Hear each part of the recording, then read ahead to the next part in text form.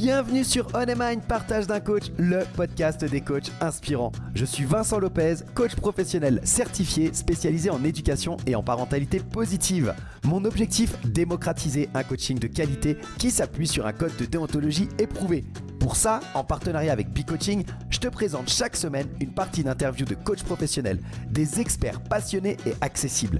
Je te propose un voyage inspirant avec des coachs qui vont te présenter leur parcours authentique avec toutes les étapes qu'ils ont traversées.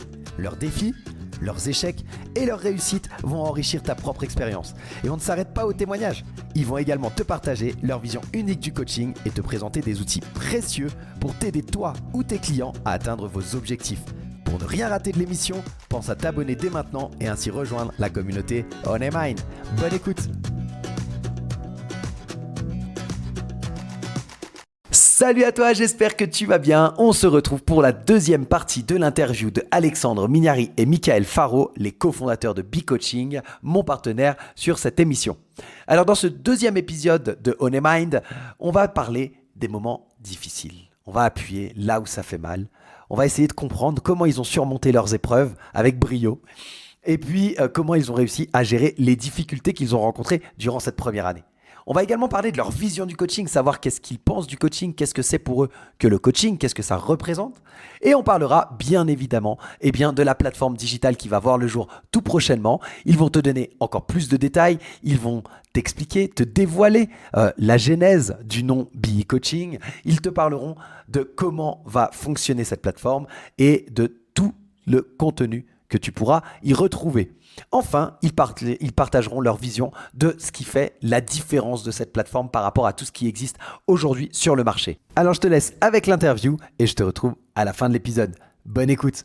Quels ont pour vous été les moments les plus compliqués depuis la création de ce beau bébé? Alors moi, j'en ai un qui m'est venu en tête direct, mais vas-y si tu veux commencer. Alors, je pense que tu vas dire le même. Je sais pas. Un week-end? Non, pas un week-end. Ah oui, un week-end, ouais. Ah, Modération.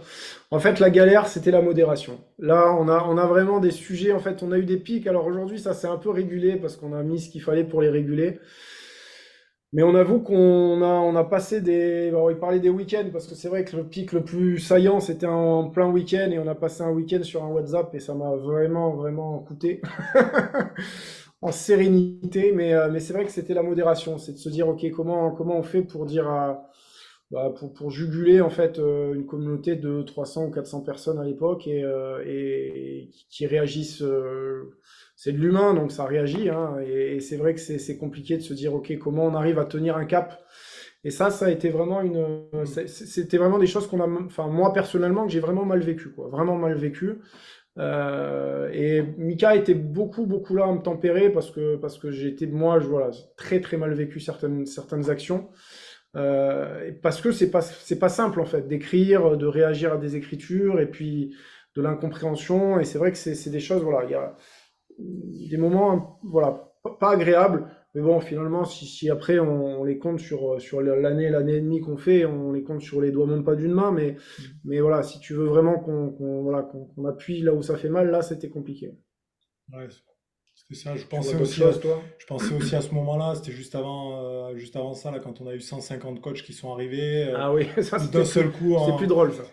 Ça, c'était plus drôle, mais dans la soirée, il a fallu faire des tutos vidéo pour pouvoir présenter le projet, briefer un petit peu, expliquer le fonctionnement, voilà, donner des petites règles, donner un petit cadre.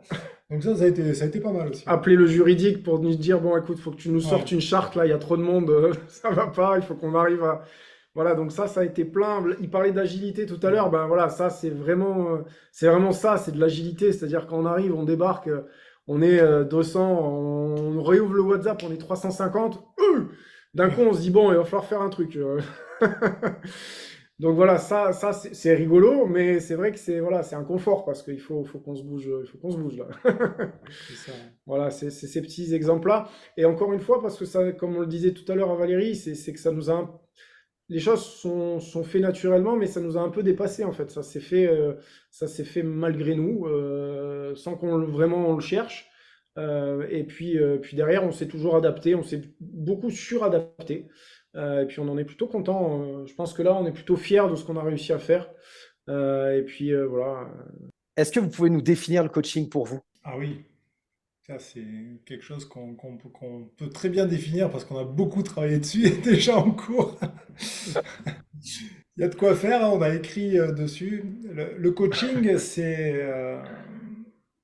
vraiment un environnement dans lequel un coach va permettre à son client d'avancer, de cheminer, de prendre conscience, vraiment dans un cadre, un environnement dans lequel c'est écologique pour lui, dans lequel il est à l'aise, et trouver par plusieurs techniques, par du questionnement, par de la reformulation, par un ensemble de compétences, hein, du silence, voilà, tout ce qui peut être, qui peut aider une personne à évoluer en toute autonomie, trouver ses propres ressources pour pouvoir accomplir ces défis, se réaliser, venir travailler sur des sujets qui le titillent pour pouvoir se mettre en mouvement. Voilà. Pour moi, le coaching, c'est vraiment ce côté-là et c'est vraiment autour de ces valeurs-là, de respecter l'environnement de la personne qui évolue à son rythme, avec ses compétences,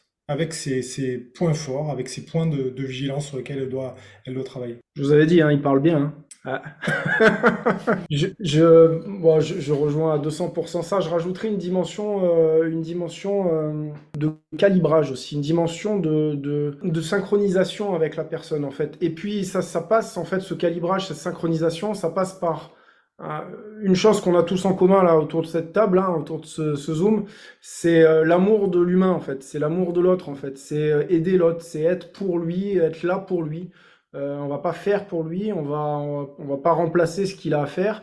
Par contre, on peut l'accompagner et ça passe vraiment par cette calibration, par cette proximité qu'un coach arrive à créer avec son client, ses clients, quand c'est du coaching de groupe, pour créer une nouvelle dynamique en fait, pour créer une nouvelle énergie. Moi, je suis très branché énergie et c'est vrai que en fait, c'est une vraie Moi aussi, hein, énergie. un vrai échange, c'est vrai, ERDF. Un Non, même vrai, pas. C'est même pas ça, Ah, en plus, mince. Un vrai échange avec la personne, voilà, c'est plus que des méthodes évidemment qu'on nous a enseignées et qu'il faut et bien entendu travailler, appliquer, et ce qui fait un bon coaching évidemment, hein, c'est un cadre. Mais derrière, on a une autre dimension et elle est humaine cette dimension-là. Merci d'avoir complété, mais je pouvais pas tout dire, fallait que je t'en laisse un C'est peu. pour ça. On rentre un peu plus dans le vif du sujet, alors parlez-nous de B-Coaching. Tu commences ou je commence? Vas-y, comme tu veux. Allez. Alors, B-Coaching, qu'est-ce que je pourrais te dire sur le projet? Déjà, le nom, parler du nom. D'où vient l'histoire B-Coaching et comme ça, tout le monde comprendra le sens qui est derrière. Donc, dans B-Coaching, c'est une composition d'un ensemble de jeux de mots. On a be, le verbe être en anglais, qui signifie donc être. Donc, c'est cette notion d'appartenance à une communauté. Et e-coaching, qui est le coaching virtuel, qui est du coaching également. Et en même temps, on a be e-coaching. Donc, si on assemble le BE et le E, on a l'abeille en anglais. Donc, l'idée, c'est vraiment d'être dans un groupe, dans un collectif de personnes, de coachs, dans une ruche, ouais, tout à fait, hein, dans une ruche, avec son organisation. Hein, on sait que les abeilles sont extrêmement bien structurées, organisées, qu'elles sont essentielles à la vie sur Terre. Elles pollinisent 80% de tout ce que nous consommons, hein, donc elles ont vraiment un rôle essentiel. Et cette idée de communauté, c'est que chaque personne, chaque coach dans la communauté apporte et enrichit le collectif avec sa couleur de coaching, avec son expérience personnelle, avec son vécu, avec tout ce qu'elle peut apporter. On a dans notre collectif, on a des personnes qui viennent de différents horizons. Hein. Tout à l'heure, j'étais au téléphone avec une infirmière qui est en reconversion. On a des cadres, on a des personnes qui sont assistantes de direction. On a vraiment de tout horizon. Hein. Voilà, hein, tous les deux, un de vous deux était dans le journalisme, l'autre était plus dans la partie management. Donc voilà, c'est ce collectif qui fait qu'on apporte quelque chose à la communauté. On aide la communauté à avancer, à progresser par des réflexions, par du partage d'expérience, par du partage sur les outils, par de la pratique, par de l'entraînement. Et la ruche B-Coaching, c'est vraiment cette notion de collectif, de groupe et de communauté, d'entraide. et de partage. Voilà. Si on a un mot fort qu'il faut retenir et associer à Be-Coaching, c'est partage. Voilà. C'est vraiment la valeur forte que nous partageons avec Alexandre et que chaque membre de la communauté partage constamment. Alors une fois qu'on a dit tout ça, comment on met ça en place en fait? C'est ça le secret en fait. C'est que bon, jusqu'à présent, comme on vous l'expliquait, c'est beaucoup de gestion à travers un canal WhatsApp. Et à travers après de nombreuses soirées, on en fait, enfin de nombreuses soirées, de nombreux événements. Alors ça se passe en soirée principalement, mais de nombreux événements qu'on organise à travers Zoom pour animer des outils et des entraînements entre nous. Mais c'est surtout maintenant, bientôt, dans quelques jours, une plateforme numérique dans laquelle on va pouvoir retrouver un écosystème. L'idée, c'est qu'on a travaillé vraiment autour d'un écosystème, comme la ruche, hein, de la même manière, avec une mise en avant, avec ce partage, avec le coach et l'humain au cœur de tout ça, où on va retrouver au même endroit de cet écosystème la possibilité pour les coachs d'avoir leur profil comme un profil LinkedIn, hein, tout simplement, leur profil avec une photo, avec leur nom, leur prénom, un certain nombre de détails concernant leur parcours. Quelque chose d'important pour nous, leur certification, ou en tout cas leur diplôme, comment ils sont diplômés en tant que coach, par quelle école, ou s'ils sont en cours de certification. Et puis après, tout un environnement qui va faire en sorte que ce coach-là, qui a créé son profil, soit visible par les autres coachs et soit visible également par Internet d'une manière extérieure.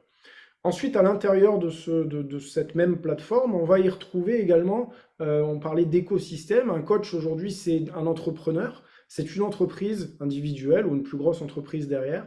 Et cette entreprise, elle a des besoins. Elle a des besoins notamment en tant que coach de formation continue. Donc elle va avoir des besoins pour se mettre en rapport, pour trouver des formations qui lui parlent, des formations qui vont compléter son domaine d'activité, son cursus, là où elle a envie d'aller. Eh bien, la plateforme lui assure aujourd'hui une présence de formation que nous aurons préalablement déjà sélectionnées, et puis ensuite négocier. On aura travaillé, on parle d'écosystème, donc cet écosystème, donc quand on adhère à cet écosystème, on a la possibilité d'avoir des tarifs préférentiels sur des formations qu'on peut trouver n'importe où, hein, en grand public, mais pas avec une négociation groupe qu'on aura menée. Dans cet écosystème, un entrepreneur a besoin d'une assurance. Dans cet écosystème, un entrepreneur a besoin d'un juridique. Elle a besoin éventuellement de communication, etc. On va pouvoir lui apporter tout ça à l'intérieur de cet écosystème par une navigation et des négociations qu'on passe en amont avec les entreprises qu'on aura auditées avant et qui nous font confiance également et qui sont des partenaires de Be-Coaching. Et qui partagent nos valeurs de partage. Évidemment, et qui partagent nos valeurs de partage, bien entendu. Alors, j'espère qu'on n'a pas été trop long, mais globalement... non, mais je comprends, c'est pas grave. Tu as oublié un truc. Il a oublié un truc, quand même, faut le dire. Ouais. C'est que sur la plateforme, c'est vrai. On prévoit des entraînements entre coachs. C'est-à-dire qu'une fois que le profil a été créé pour chaque personne, par exemple, j'aimerais faire du coaching avec Valérie.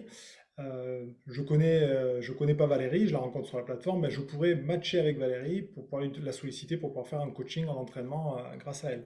Donc ça va aider aussi le jeune coach à croiser sa couleur de coaching, si je puis dire, pour pouvoir voir avec d'autres personnes qui pratiquent avec d'autres compétences. Hein, voilà, on sait qu'il y a différents coachings qui existent, donc justement de voir quel type de coaching peut correspondre. Éventuellement pratiquer sur un autre outil, voilà, découvrir un autre mode de coaching pour pouvoir progresser. Voilà. On est sur cette idée de partage pour pouvoir avancer. Alexandre ne vous a pas dit aussi, mais dans cet écosystème, le jeune coach, quand il vient sur la plateforme Be-Coaching, il va trouver un réseau de pairs, il va trouver un réseau de professionnels qui seront passés par les mêmes étapes que lui, il souhaite traverser.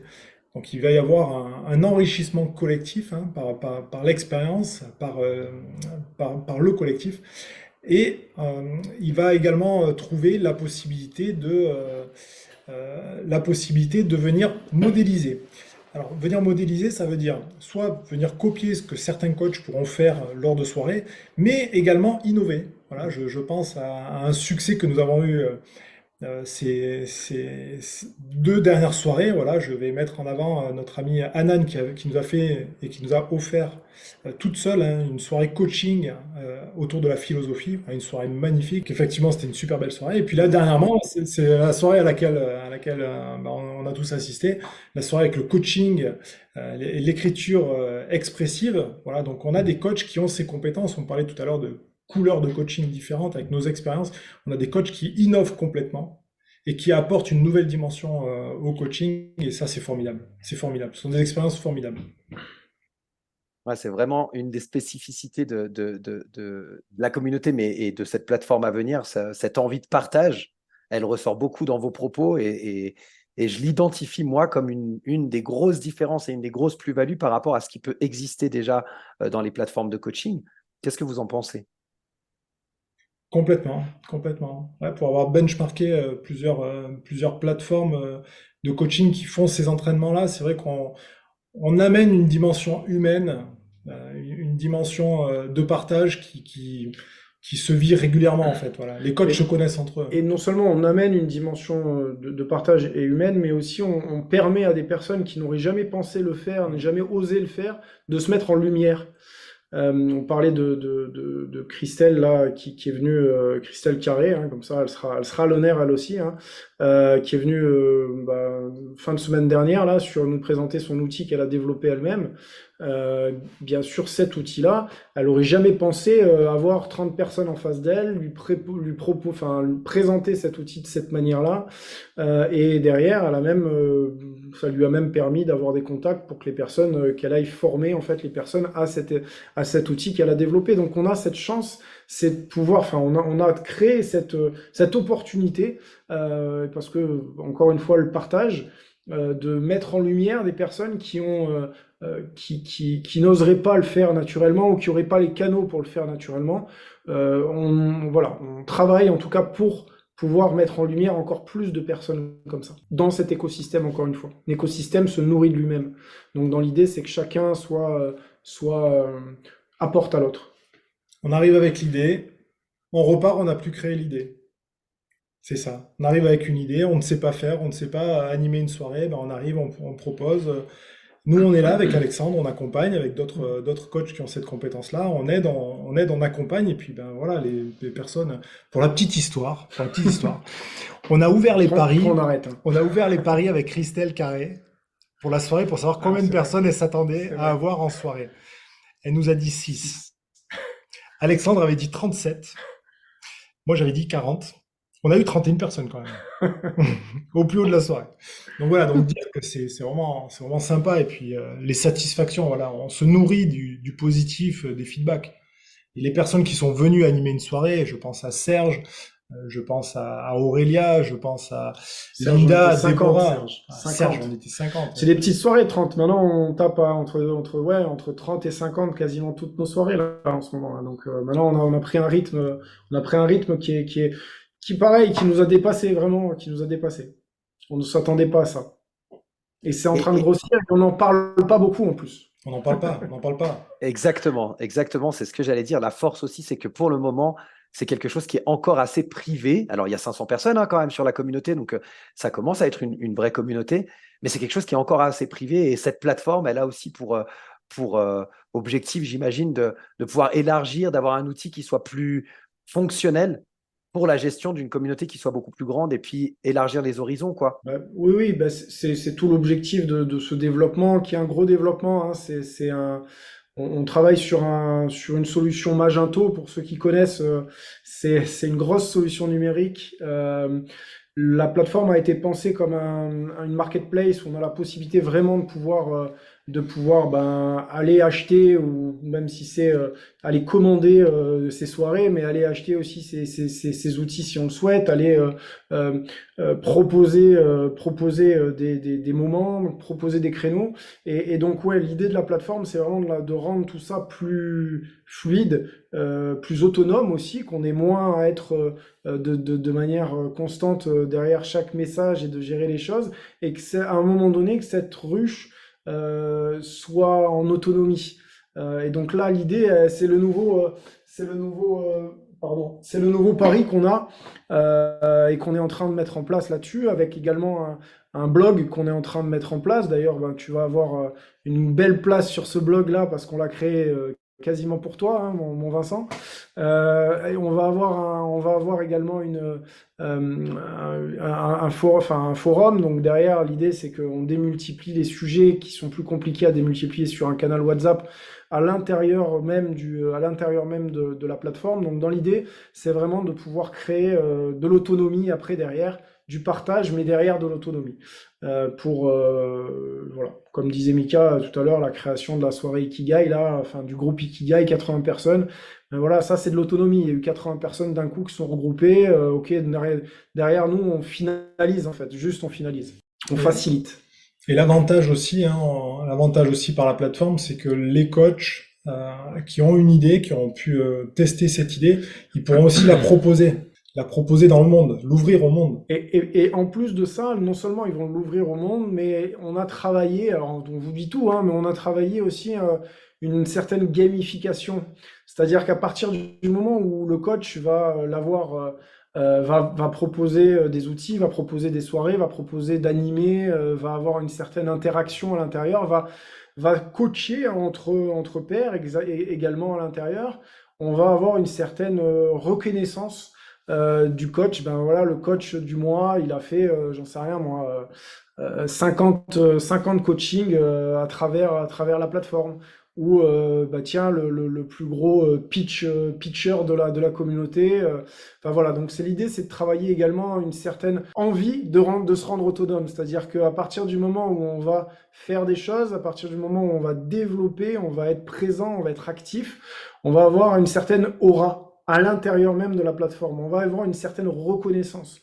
On va pouvoir, pourquoi pas, gagner sa vie aussi, hein, sur de la vente d'outils, sur de la vente de formation, sur de la vente d'accompagnement, de coaching, mais aussi derrière bah, une reconnaissance. Bah, tiens, ouais, voilà, on a tel coach qui est voilà, qui a fait voilà, qui a plus de 500 ou 600 coachings à son actif. Il sera reconnu. Et voilà, c'était donc la deuxième partie de l'interview de Alexandre et Michael. J'espère que tu as apprécié, que tu as passé un bon moment. Je t'invite la semaine prochaine pour le 3e épisode de On Mind Partage de Coach, le podcast des coachs inspirants. On attaquera donc la 3e et dernière partie de cette interview.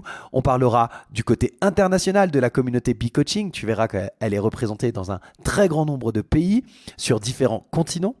Nous parlerons également de la plateforme et de la suite. Qu'est-ce que Michael et Alexandre envisagent pour la suite? Quelle est leur vision des prochaines étapes pour la plateforme?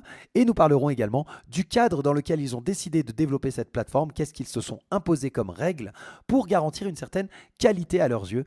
Ils te partageront tout ça la semaine prochaine dans le 3e épisode de On Mind Partage de Coach, le podcast des coachs inspirants. En attendant, je t'invite à t'abonner pour ne rater aucune sortie. Tu peux le faire sur toutes les plateformes d'écoute. D'ailleurs, je t'annonce que l'émission est officiellement disponible sur Apple Podcast. Ça y est, donc tu peux t'abonner sur Apple Podcast. Tu peux également mettre un avis, des étoiles, des commentaires, et c'est la meilleure façon de nous remercier. Alors, prends quelques secondes, mets-nous des commentaires positifs, négatifs. Toutes les critiques sont bonnes à prendre, mais le fait d'avoir des commentaires augmente la visibilité de l'émission. Donc s'il te plaît, si tu as quelques secondes à nous accorder, ce sera vraiment un grand cadeau à nous faire pour nous remercier pour le travail effectué. Je te souhaite une très bonne semaine et je te dis à la semaine prochaine pour le 3e épisode de On Mind Partage de Coach, le podcast des coachs inspirants.